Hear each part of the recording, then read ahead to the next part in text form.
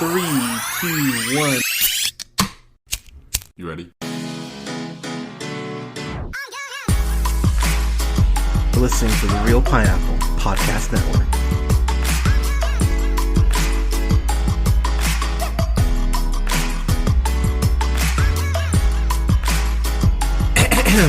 Good evening, everybody. Thank you so much for listening.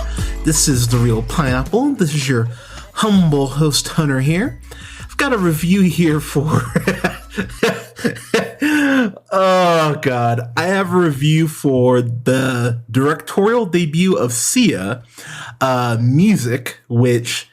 let's be kind and say that it's getting lambasted from critics and from many audience members who've seen it as well. Okay, so if you've listened to the podcast for any length of time, if this is your first review, welcome. Yours truly, I have been known to not care. And when I say that, I mean, if people are outraged about, fill in the blank, I'm not one to just jump on the train. I am one to go, okay, let's see why people are pissed off. Does it really warrant being pissed off? Does it really warrant all this negative press? The closest example I'll use, because I think you have to compare this movie to this other film. I think about Cuties, when Cuties came out. Now, I wasn't in love with the film or didn't think it was the best thing since sliced bread or anything like that.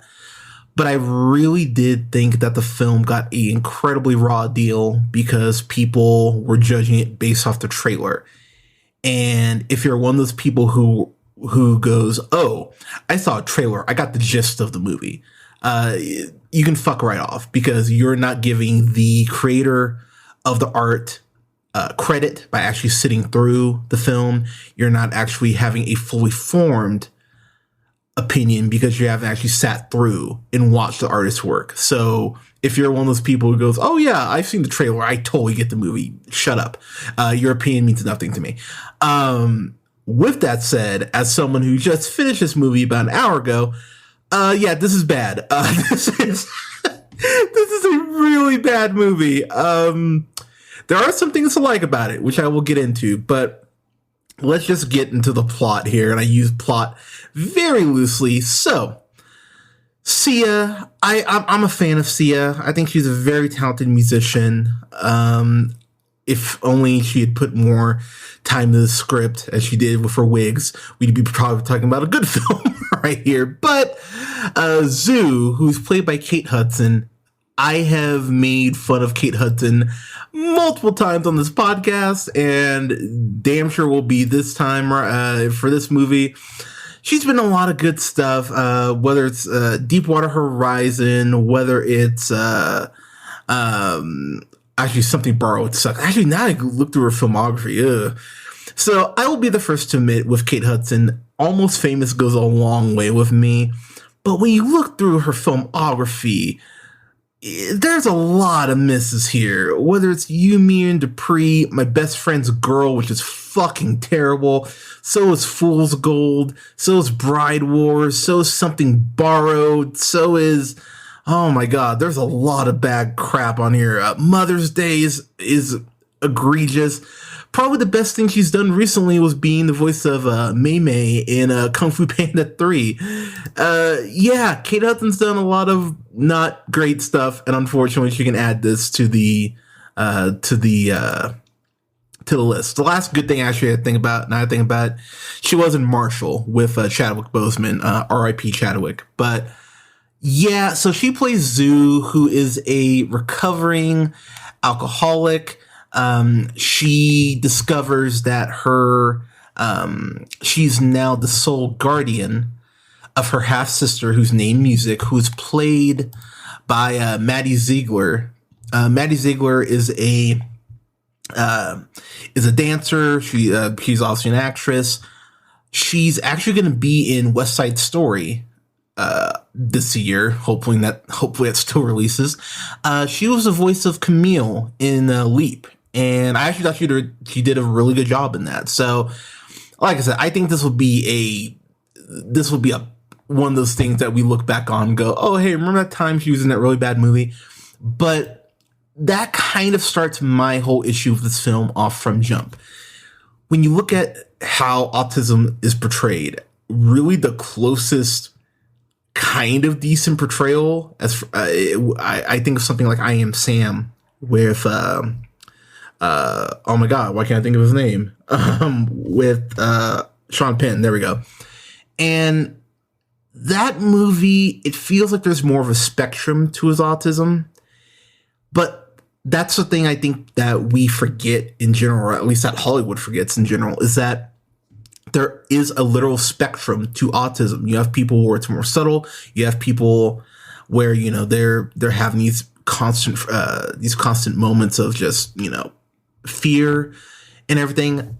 I will speak to myself working at churches and volunteering throughout high school and stuff like that. You know, I've met a lot of people, you know, with autistic kids and everything. And, you know, I've met the extreme of the spectrum as music is portrayed here. And I've seen people where, you know, it's very subtle. My mom, Mama Hunter, she used to work with special needs kids, taking them to school every morning. That was something she did for a couple years. And, you know, we've talked about that before. And the thing about Hollywood is that this was a losing battle from jump. To make a movie with starring an autistic character really was going to rub people the wrong way regardless. Even if this was the best script and Spielberg came in, directed it, and it was 100% on Rotten Tomatoes, people would find a way to be kind of go, oh, why did you make this? The problem with this movie, or one of the several problems with this film, is that music really isn't the star of this. She is a plot device at the end of the day. At the end of the day, this movie is really more about Zoo and this the neighbor who lives next door to her in music, Ebo, who's played by Leslie Odom Jr., who I'm going to say right now, I'm going to give Leslie Odom Jr. a pass on this. This is one of those times I rarely give people a pass, but brother, you get a pass on this. You know Leslie Odom Jr., of course, from Hamilton, from Central Park. He's great on there. He just played Sam Cooke in One Night in Miami. He will get an Oscar nomination. You heard it here first. He's incredible. And Leslie Odom Jr., God bless you, sir. I will totally strike this from the record. This will be one of those things I go, well, all right, you were in this. And the big problem with this movie is that it's really about Ebo and Zoo. Zoo being the recovering alcoholic, and Ebo has his own issues that you find out about that are, to be kind, are laughable. But this movie opens up with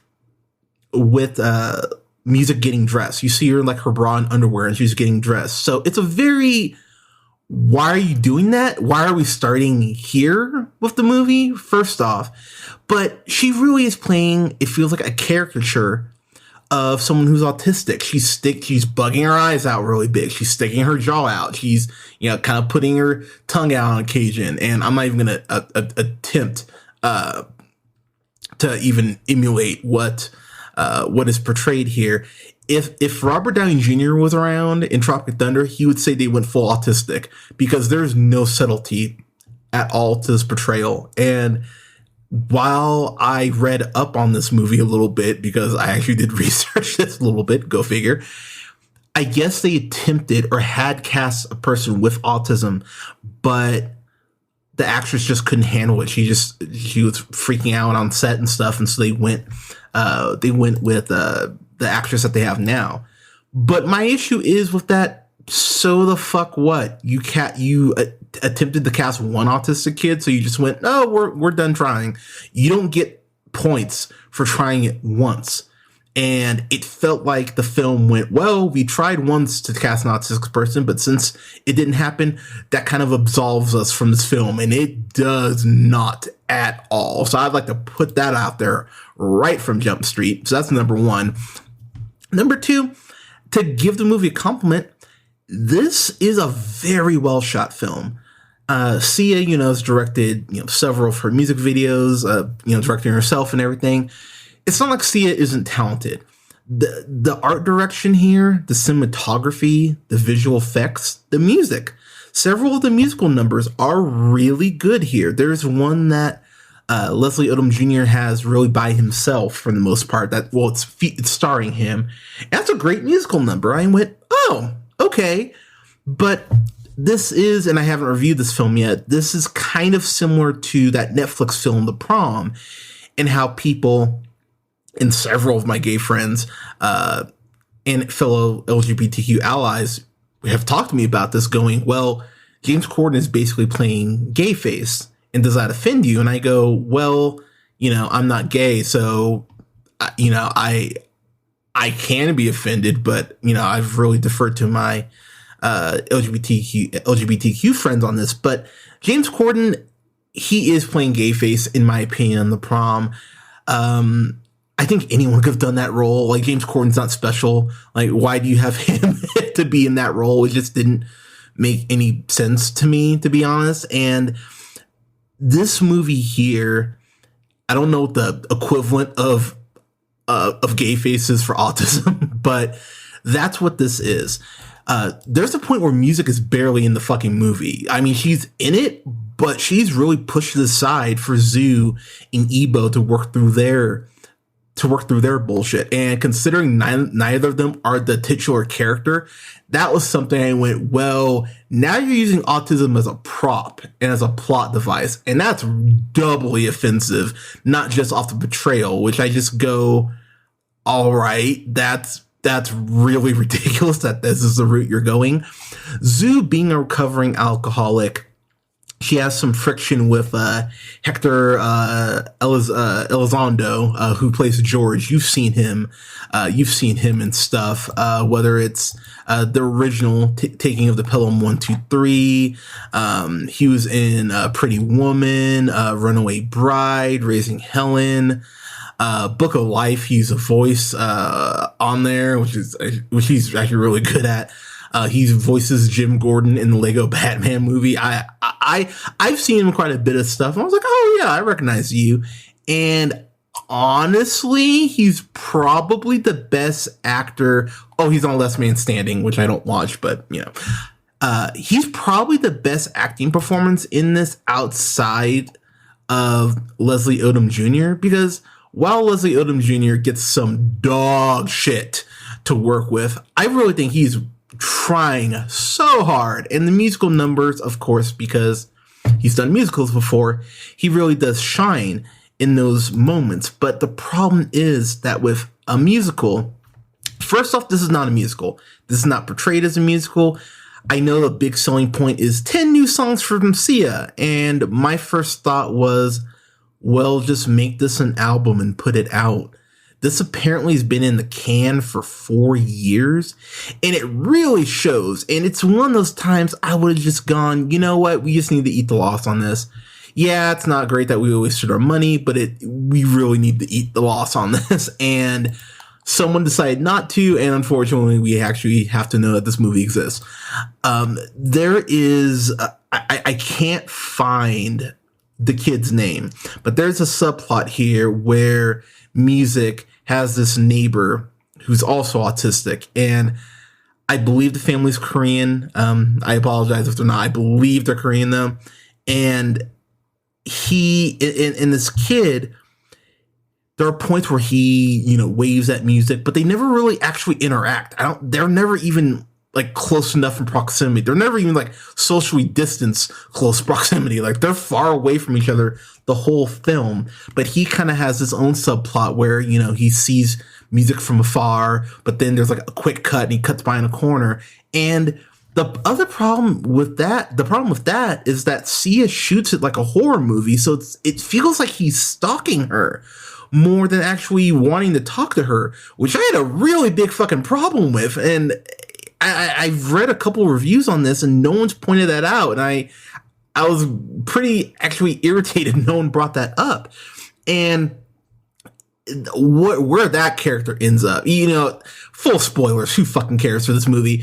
There's a point in this film where this character, and again, I can't remember the character's name, but where this character walks in on his dad choking his mom, has her pinned against the wall, is like yelling at her. He's freaking out because, I mean, fuck, why wouldn't you be? I mean, like, autistic or not, you walk in, you see your dad choking your mother, yeah, you would fucking lose your shit. So he walks in, is like, stop. And he's trying to, like, kind of hit the dad to get his attention. The dad turns around, hits his kid, throws the kid into, like, the corner of the wall, busts the kid's head wide open, kills him. The only person in this movie who dies is the autistic boy that they could not even find a reason for him to actually meet up with music or interact with any of the other characters really outside of Ebo, because he so happens to be a boxer, which Ebo happens to be.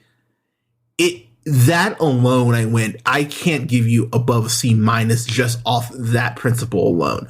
But I'm not done, kids, because there is a lot more to get into here. Zoo is such a selfish character. She's such a selfish bitch. In the whole movie where, you know, she's going on her hero's journey, by the end, you should think, oh, she's a better person. She's reformed. She's going to be better. Like, there's hope for her. I never felt like that at all for her.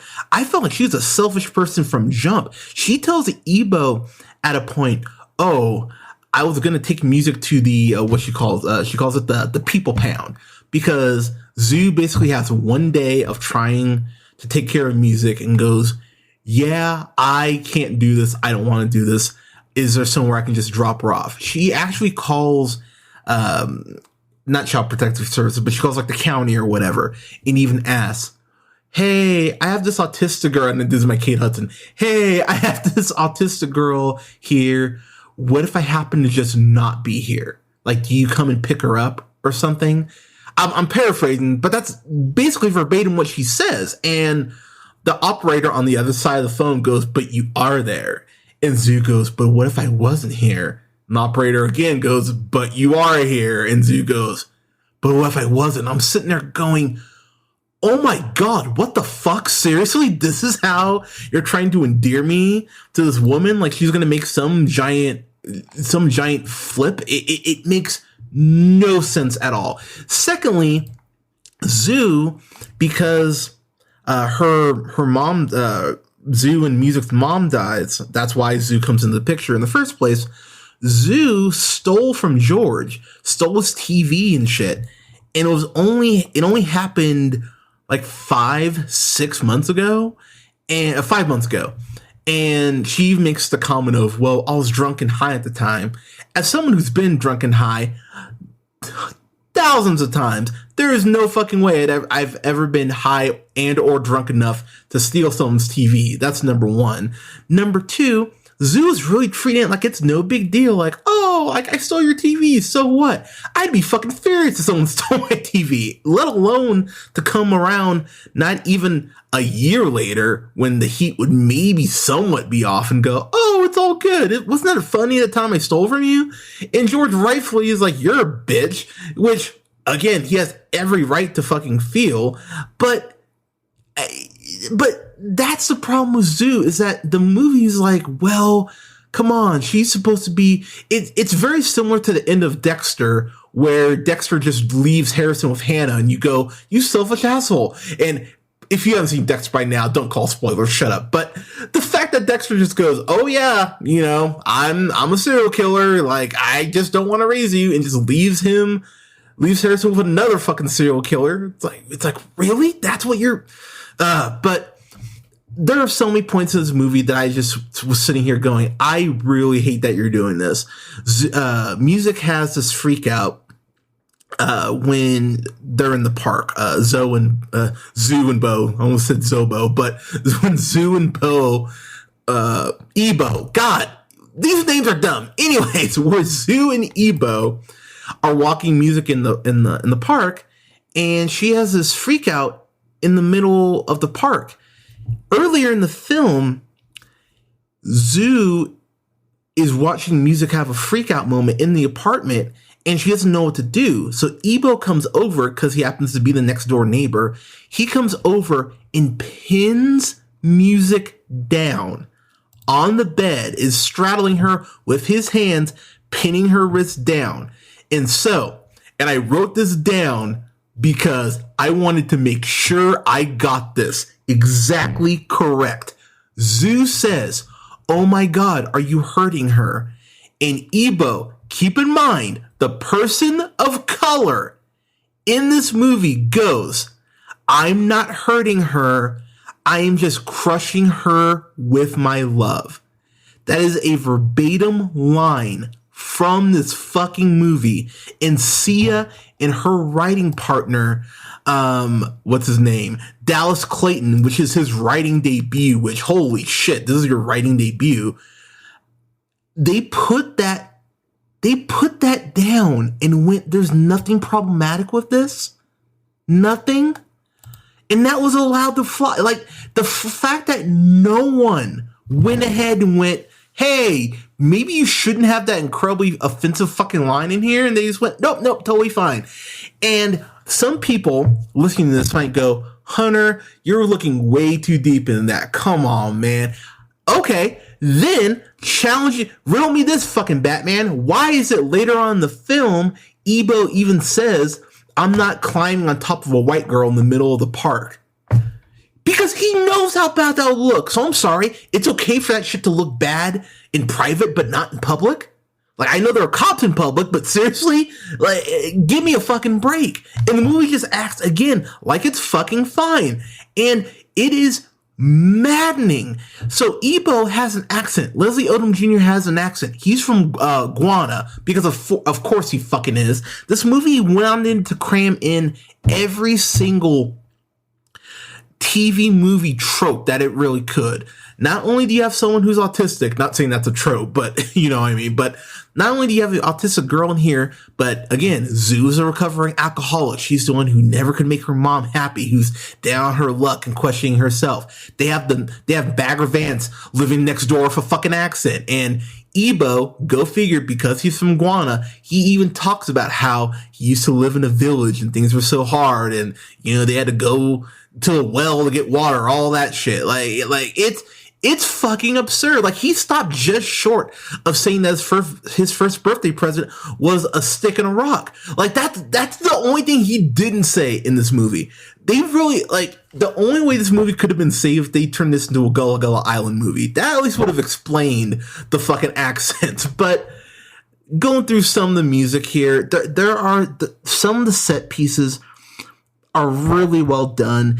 It's frustrating because, again, going to the whole autistic shit, it's frustrating because the actress, when she Maddie Ziegler, when she's playing music in these dance numbers, outside of maybe the first or second one, it never feels like an autistic girl doing these numbers.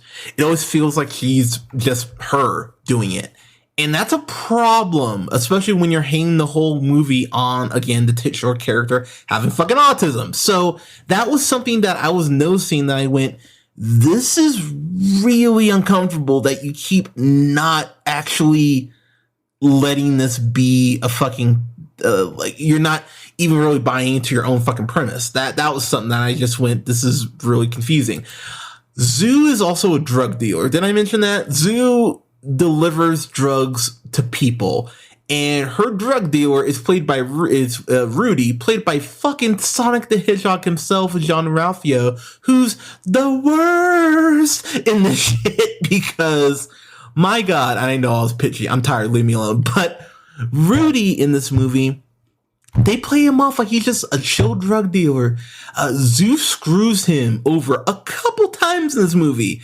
And the movie just goes, oh, he's a nice drug dealer. He's one of the nice ones. He wouldn't just shoot her dead where she stood. No. There's a point where even Rudy goes, look, if you don't sell these drugs, and I'm paraphrasing here, but if you don't, get me my money, I have to do bad things. I don't want to do bad things. And Zu just goes, oh yeah, I'll get you your money, and doesn't get him his money. There's a subplot where Zu has these drugs she needs to deliver and get money for, and the music has a freak out. She almost dies, at a point in the movie because music gets my girl. She gets stung by a bee and falls down in the middle of the park and starts having a seizure. So, a couple things about that. One, earlier in the film establishes the fact that Zoo and Music's mother left this letter and all these things about music in case something were to happen to her, like how to treat her and like what she likes and da-da-da-da. I'm sorry. Nowhere you'd say, oh, by the way, she's allergic to fucking bees. If she gets stung, she might go into shock. There's no point where you would go, maybe I should put this in a letter. Fucking ridiculous. That didn't even cross her mind. So there's that. There is a song, I think it's called 1+1. That's a really good song. I really, really, really like that song. I thought that song was actually excellent. I really had to take a step back and go, okay, that was really good. The thing that I just rolled my eyes at, and it was so predictable. So there's a point where Zoo goes back to her drug dealer and goes, hey, I'm ready to pick up, next shipment or whatever the fuck. She gets this medicine that's supposed to help this guy who has HIV. The moment they said he had HIV, I went, oh, of course it's going to be the black guy. Of course it will be her black neighbor. Of course Bagger Vance will have AIDS. And what does he have? Fucking HIV, pardon me. But what does he have? HIV. Of course it's him. I just sat there and went, my God, like, you might as well just have African masks covering his fucking house. Like, what other stereotypes do you want to fucking put in this movie? And last thing I'm going to say before I get to my final thoughts, because I could just go off about why I hate this movie for, it feels like forever. The big tragic thing with Ebo, he was married, and his wife left him for his brother, his literal brother, not the way black people mean it. She leaves him for his literal brother, and I'm sitting here going, okay, so he's cut off the family and isn't talking to any of them, right? Or at least to his fucking brother and his ex-wife. That, right? That's the thing, right? No. He's forgiven them. He's moved on. He shows up at their wedding and says, I don't know what love looks like, but I know that I'm happy for the two of you. And congratulations. And I'm sitting there going, fuck off. Really? And the movie does this whole thing because Zoo even drops this line, and again, I'm paraphrasing, about, like, have you ever met someone so nice that they make you feel like a shitty person? That's the excuse for how Ebo acts and for this shitty script involving this character. He's a nice guy. Yeah, he got screwed over, but the Bible says, turn the other cheek. Go ahead and just let it, like, I'm sitting there watching this going, why would you let someone treat you so badly and then essentially, not even essentially, go ahead and actually support and validate their behavior? Because that's exactly what he's doing by showing up at that wedding and saying, congratulations, no hard feelings. And the thing that's maddening about that is that that's the thing. He flat out, again, says, brother, I'm happy for you. My ex, like, I'm so happy you found each other, which I would have been telling them they can go fuck themselves. But that's when Zoo and Music show up, and all the family members are looking at him like, what is this white girl with a shaved head and this autistic kid doing up there? Like, everyone there is judging, and I'm sitting there going, really? You came to this bullshit fucking wedding, and these people know what went down, and they're still showing up and supporting this shit? Fuck off for judging them for having their moment on stage. Like, give me a fucking break. All right, I'm getting my final thoughts because I'm getting upset and I'd like to sleep at some point tonight. So, this movie's bad. When I think about something like The Prom, there are a couple songs in that film. Like I said, I haven't reviewed it yet, but I will. There are a couple songs in that movie I really do love, genuinely love. The Leslie Odom song in here is genuinely excellent, as is the One by One song. These are basically like little mini music videos that I actually went, again, cinematography is great, art direction is great, visual effects are great. The way it's shot, well done by Sia, as far as the musical stuff. But again, that's her bag, so I'd expect her to shoot that well. But at the end of the day, this doesn't even come close to validating its existence. It really doesn't. When I think about something like Cuties and how it describes how we sexualize, women at such an early age, let alone women of color, and that's not just black women, that's, any woman of color. That movie had a point, whether people wanted to accept it or not, or just hide behind the bullshit controversy to not try to see the point, which I know a lot of people fucking did. That movie had something to say. This movie has nothing to say. It doesn't even know how to write its own fucking characters or how to even have them interact with each other. Music, as I mentioned, she really is pushed off to the side after about the first 20, 25 minutes of this film. Once Zhu kind of comes into the picture, it's really not about music and Zhu. It's more about music and Ebo. And it's really quite frustrating to watch when you see, again, your titular character just, basically put in the closet and just locked away for a while until they really need her for these little plot elements. It's really quite an offensive film. And when I think about my worst of film from last year, when I think of Songbird and how it spoke to the coronavirus and, just live your life and, fuck the rules, all that. That's offensive in itself. And this is the exact same thing as far as autism. It really is just acting like every autistic person is this extreme, that they're hard to love. Zhu flat out damn near drops her off at the people pound, as she called it. You know what? Okay, that's the last thing I'm going to bring up. Then I'll get to my rating. There's a point where she has her in this room at this facility, that I guess, like they take care of autistic people there. And Zhu's going to leave her. He's flat out going to leave her there. And it's this cold ass room. There's no color, which I'll be honest. I was sitting there going, really? You wouldn't have any decorations up if you know autistic? Like really? To have the room be so cold. That was something I found disturbing, but I digress. Zhu is going to leave her there. And she's like, yeah, this is just better for you. And really trying to justify it because Zhu is just being a lazy piece of shit and a drunk and doesn't want to, better herself, let alone help out Zhu. And it is the first time, the only time that Zhu has ever really talked in this film, she says, make eggs, braid hair, and basically makes noises. That's essentially all she fucking says. And when she is speaking, it's not clear. It's a little muffled. The moment Zhu goes, yeah, I think this is just better for you if I just leave you here and Zhu, it's like music it's like music all of a sudden like, oh, I know exactly how to speak, and goes, I love you, sis. Please don't go, or something to that effect. And I went, fuck this movie. Really? That's the time you're going to have her speak?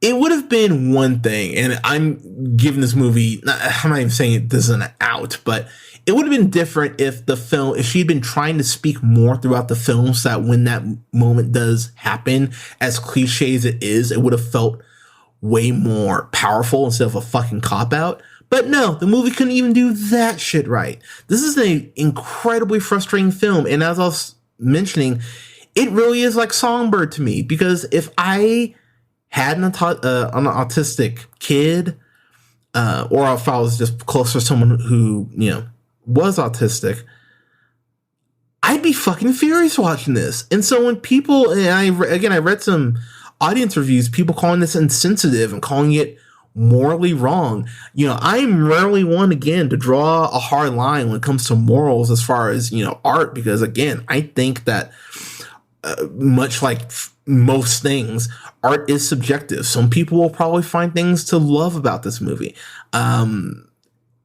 And if you do, fine. I think you're dumb as hell, but that brings me to kind of my final point here.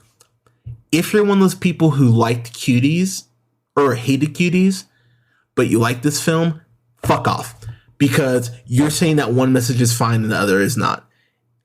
And you're refusing to see the even potential of the message that Cuties gave out, but you're giving this film a pass. That is fucking bullshit. And this movie is a go fuck yourself. This is something I'll never watch again.